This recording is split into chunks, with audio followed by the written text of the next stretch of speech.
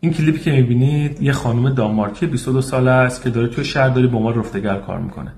ببینید چه جوری میره از روی ماشین آشغالی سطل آشغال رو میاره پایین، جمع میکنه، همه کار خودش انجام میده.